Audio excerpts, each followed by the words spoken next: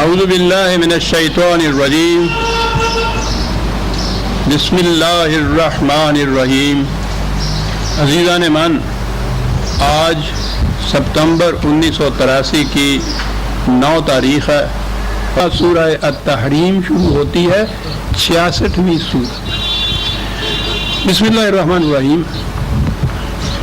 اس سورہ کی پہلی ہی آیت میں بڑی ایک اہم چیز ہے اور بڑی ہی غور طلب چیز ہے اور متنازع بھی ہے۔ وہ تو ہوتا ہی ہے ہمارے ہاں، تنازع نہ پیدا کیے جائے تو فرقے کیسے پیدا ہو سکتے ہیں؟ فرقہ کے معنی ہے الگ الگ رہنا، وہ تو تنازع سے ہی ہوتا ہے، کبھی صلح سے بھی الگ الگ رہتا ہے کوئی۔ بسم اللہ الرحمن الرحیم۔ یا ایھا النبی، خطاب ہے نبی نبی صلی اللہ علیہ وسلم سے۔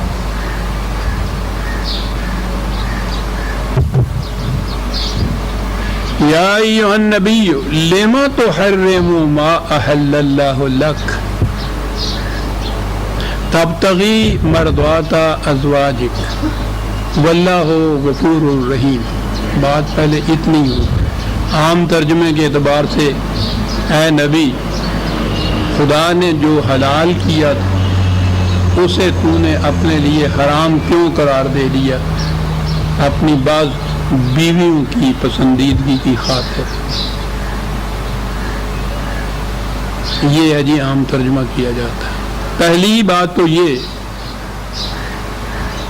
کہ اگر حرام کے معنی وہ لیے جائیں کہ جو ابدی طور پر کوئی چیز حرام ہوتی ہے جسے خدا نے کہا ہے کہ ہم نے حرام قرار دے دی تمہارے اوپر، مثلا قرآن نے کہا ہے کہ ماؤں سے نکاح کرنا ہم نے حرام قرار دیا، تو اب حرام کے معنی واضح ہو گئے۔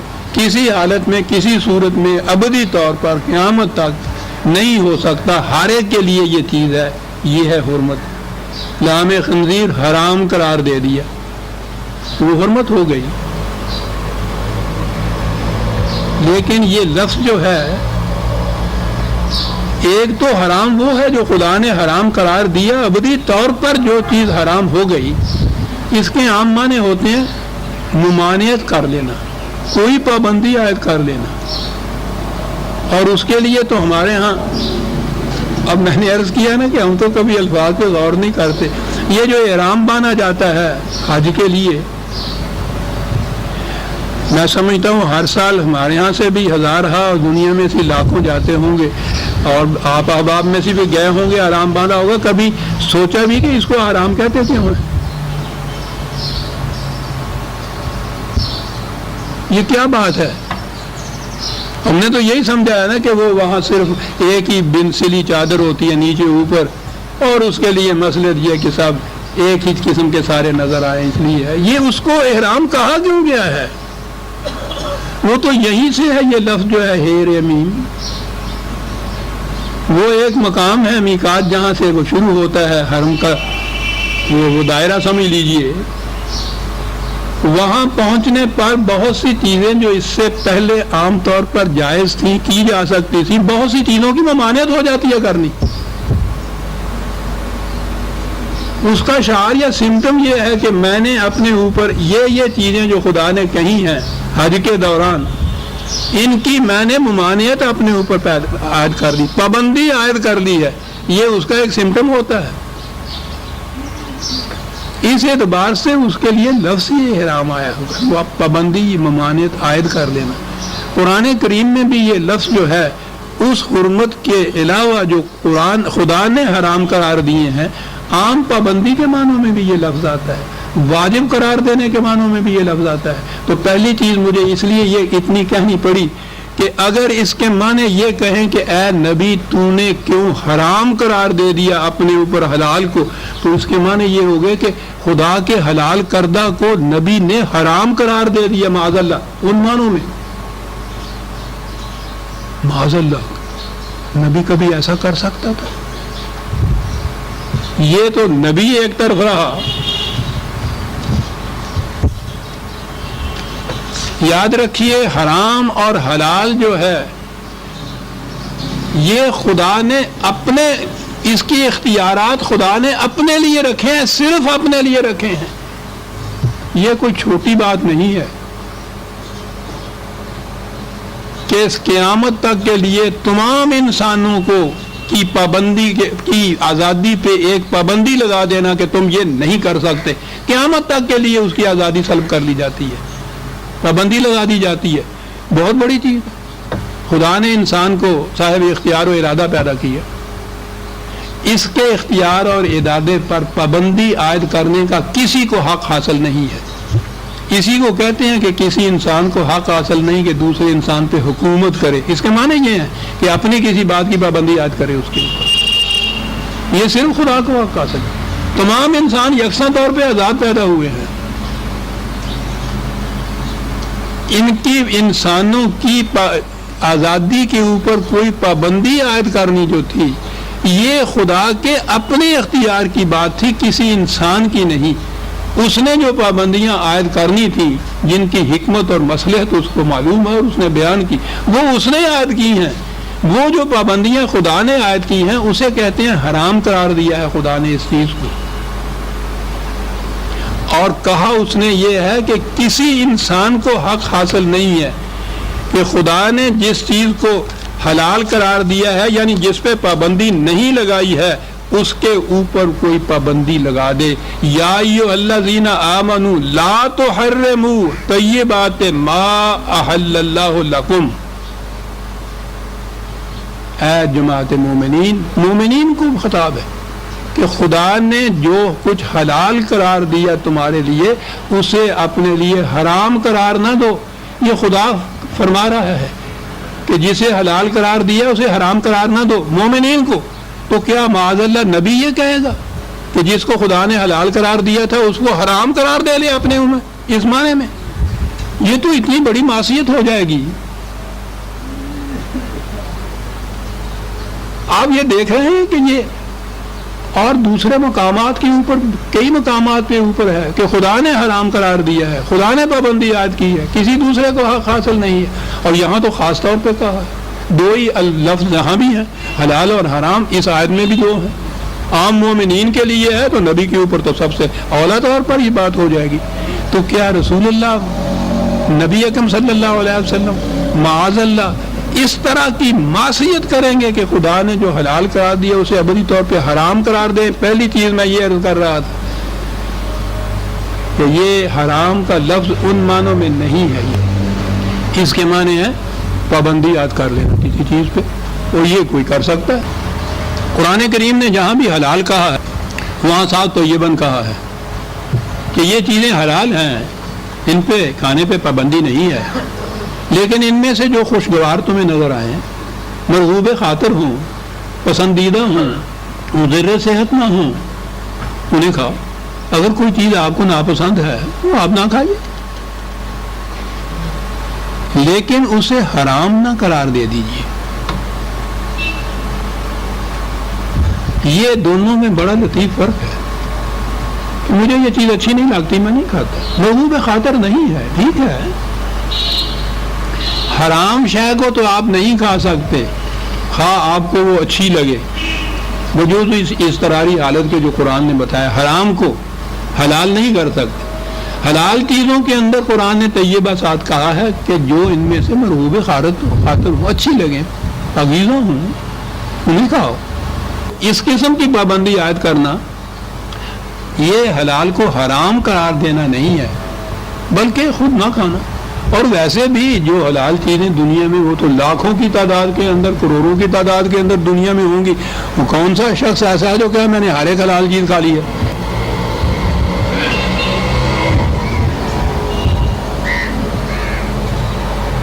تو اس لیے یہ جو چیز ہے نا، کسی چیز کے متعلق یہ کہنا کہ مجھے وہ اچھی نہیں لگتی، میرے مزاج کے خلاف ہے، مجھے ایگری نہیں کرتی، مجھے موافق نہیں آتی، روز ہم یہ کہتے ہیں، تو وہ حرام قرار دینا نہیں ہے، اپنے اوپر پابندی عائد کر دینا. یہ اس معنی میں یہ چیز تھی. ایک چیز جس پہ پابندی نہیں تھی، اے رسول تو نے اپنے اوپر یہ پابندی عائد کر لی.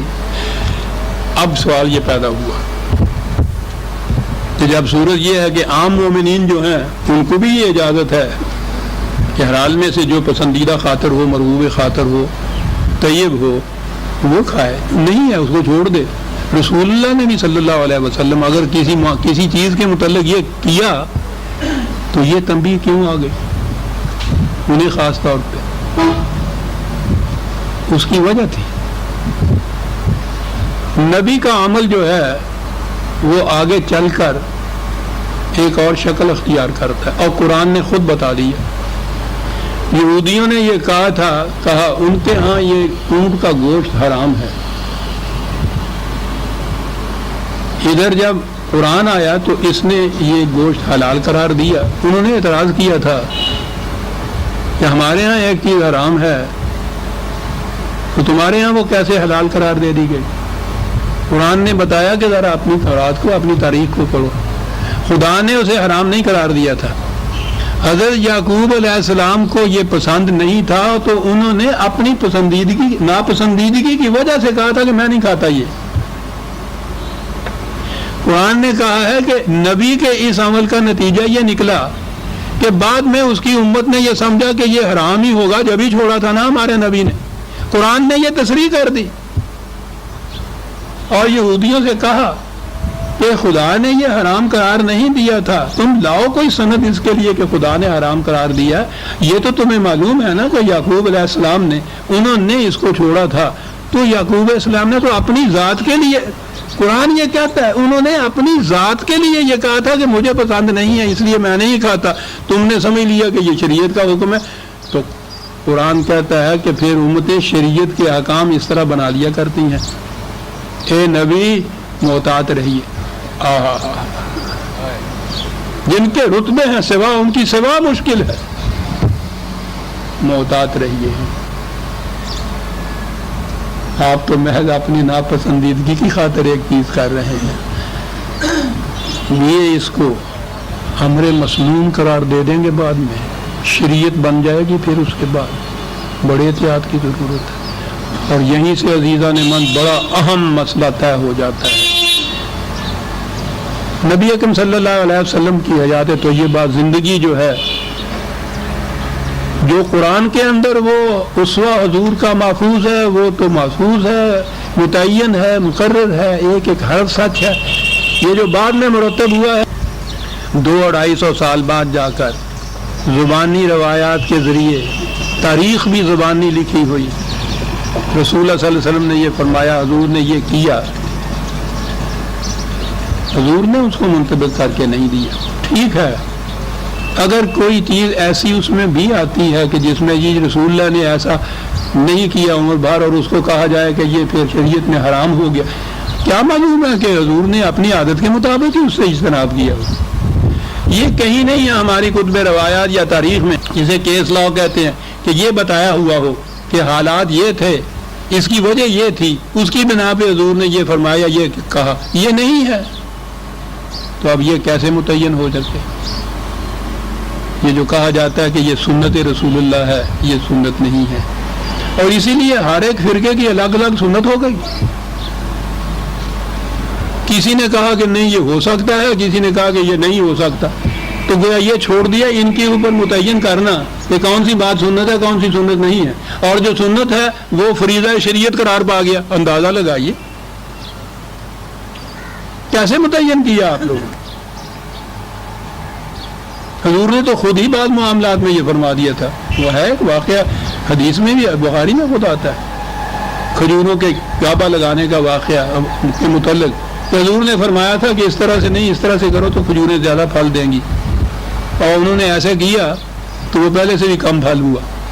تو انہوں نے پوچھا تو آپ نے فرمایا یہ چیز ہمارے ہاں کہ تم دنیاوی معاملات کو جو تمہارے ہیں ان میں بعد میں مجھ سے بہتر جانتے ہو، تو تم اس کے مطابق کیا کر۔ اگر یہ چیز نہ ٹکڑا ساتھ آئے تو یہ چیز بن گئی نا سنت، کہ کھجوروں کو اس طرح سے گابا لگانا جو ہے ارشاد نبوی ہے۔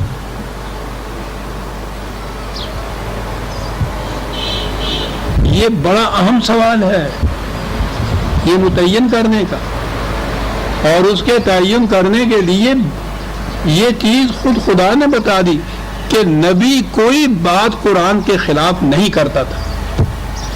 ٹچ سٹون اور معیار آ گیا ہمارے سامنے، جو کچھ بھی منسوب کیا جائے روایات میں یا تاریخ میں رسول اللہ کی طرف، اسے دیکھ لیجئے کہ قرآن کے مطابق ہے یا اس کے خلاف ہے۔ کوئی چیز جو قرآن کے خلاف ہے اس بات سے کہ رسول کبھی قرآن کے خلاف نہیں کرتے تھے، بلا تعمل مسترد کر دیجئے کہ یہ نہیں میرے نبی کی ہو سکتی، میرا رسول ایسا نہیں کر سکتا، اس نے ایسا نہیں کیا ہوگا، یقیناً نہیں کیا ہوگا۔ ہزار بخاری اور مسلم کہتے رہے، خدا کہتا ہے کہ رسول قرآن کے خلاف نہیں کہتا تھا۔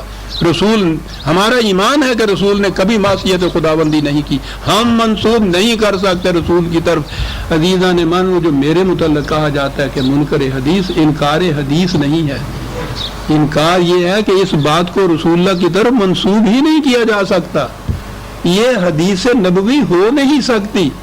یہ نہیں کہ مانتا ہوں کہ یہ حدیث ہے اور میں کہتا ہوں میں نہیں مانتا، معاذ اللہ معاذ اللہ، کس مسلمان کو یہ جرأت ہو سکتی ہے؟ ہم تو حضور کے نام پہ ایمان لائے ہوئے ہیں، لیکن یہ بات کہ یہ رسول اللہ صلی اللہ علیہ وسلم حضور ایسا فرما نہیں سکتے تھے، کر نہیں سکتے تھے، کیوں؟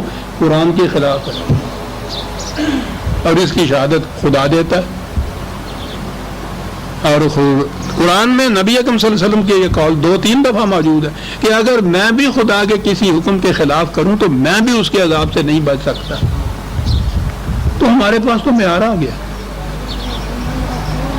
لہذا لیما تو حرما، یہ میں نے اس لیے کہا عزیزان من، بڑی اہم آیت ہے، اور پوچھو نہیں 1000 برس میں اس کے متعلق کیا کچھ ہوتا چلا آ رہا ہے۔ تو حرم کے معنی پہلے حرام قرار دینا ہوا، پھر آگے ابھی 2-3 منٹ ہیں اور بات کر لوں۔ عقیدہ یہ ہے کہ رسول اللہ صلی اللہ علیہ وسلم جو کچھ بھی کرتے تھے کہتے تھے وہ بھی وحی ہوتا تھا، یہ ایک عقیدہ ہے۔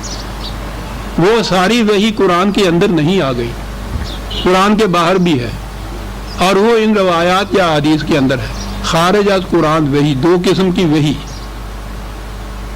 لہذا جو چیزیں بھی رسول اللہ کی کہی جائیں، خواہ وہ کتب روایات یا حدیث میں آئیں تو وہ بھی وحی، اسے وحی خفی کہا جاتا ہے، غیر مکتوب کہا جاتا ہے، غیر مطلوع کہا جاتا ہے، تلاوت نہیں ہوتی تھی، لکھی نہیں گئی، لیکن وہ وحی۔ جب عقیدہ یہ ہو کہ وحی کی روح سے وہ کرتے تھے، اب آگے ان کے لیے مشکل، لیما تو حرم ما احل اللہ لہ، تو حضور نے جو چیز حرام قرار دی تھی اپنے اوپر وحی کی ضرور سے کی تھی نا، اس عقیدے کے مطابق، تو یہ عجیب قسم کی وحی ہے کہ ادھر حضور سے کہتی ہے کہ اس کو حرام قرار دے لو، آپ نے حرام قرار دیا تو اس کے اوپر کہا کہ لیما تو حرم ما احل اللہ، اور کیوں حرام قرار دیا اس کو؟ ہاں، اب مشکل بات، یعنی خود ہی یہ چیزیں اپنے ہاں بیڑیاں تیار کرتے ہیں، اندر بیٹھے ہوئے ہیں، کنڈی لگائی ہوئی ہے، رو رہے ہیں کہ نکلیں کیسے، وہ اپنی لگائی ہوئی کنڈی کھولو کہ جی نہیں یہ بڑی مقدس ہے، تو روتے رہو۔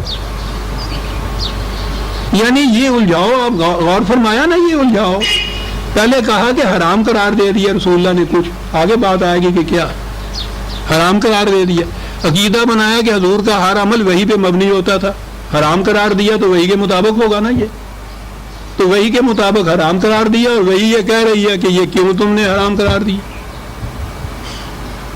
بس پھر باتیں چل نکلی۔ یہ نہیں کھڑے ہو کے سوچا کہ وہ عقیدہ ہی غلط تھا، وہ تو اپنی جگہ ٹھیک ہے، اس کے ٹھیک ہونے کی سند کیا ہے؟ امام شافعی نے فرمایا ہے، چلیے جناب خدا جو مرضی فرماتا رہے۔ بحث اس کے اوپر میں نے گزارش کیا تھا نا کہ پہلی آیت ہی آپ کے ہاں اتنی اہم ہے، اہم کیا ہے؟ وہ تو ہماری بنائی ہوئی مشکلات ہیں، 1000 برس سے آپ کے ہاں تفاسیر کتب، ان چیزوں کے اندر ان کی ڈسکشن دیکھیے، ان کی باتیں دیکھیے، ان چیزوں پہ ہیں۔ وہ پہلا نقطہ جو ہے ڈور کو سلجھا رہے ہیں اور سرا ملتا نہیں، سرا تو یہ تھا کہ وہ عقیدہ غلط ہے جو تم کہہ رہے ہو۔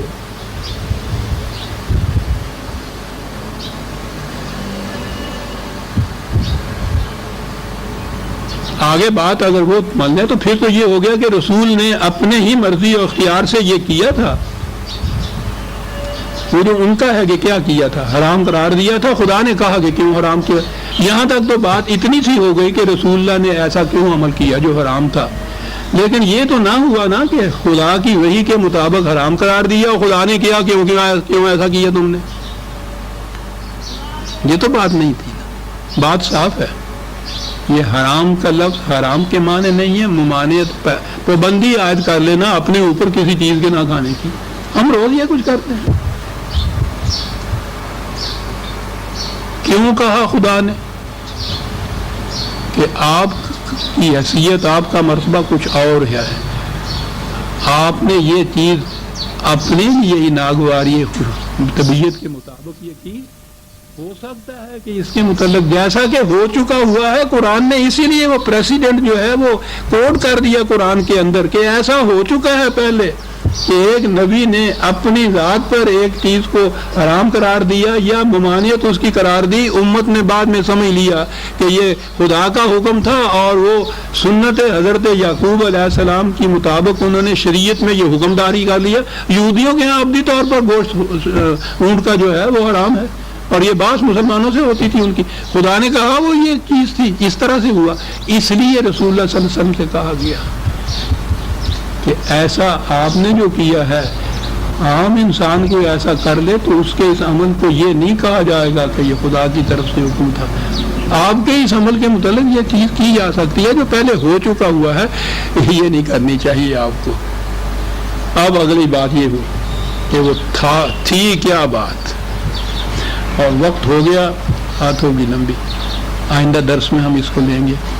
سورہ التحریم کی پہلی ہی آیت ہے ہمارے سامنے، ربنا تقبل منا انک انت السمیع العلیم۔ شکریہ۔